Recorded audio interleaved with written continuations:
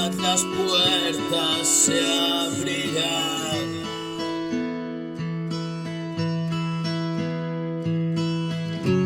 Bienvenido al viaje sin final.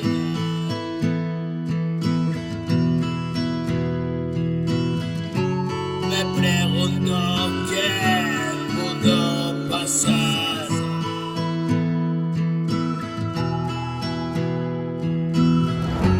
Hoy estoy a salvo y mañana Dios dirá.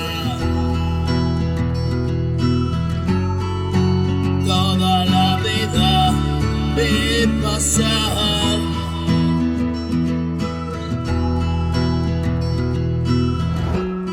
Un instante de paz y de rabia.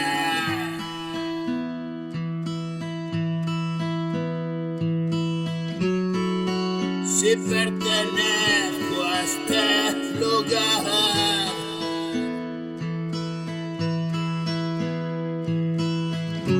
me sonrío lleno de gracia.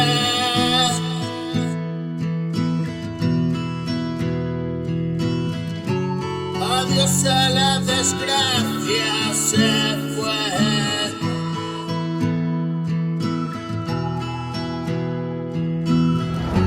Ven conmigo, podrás entender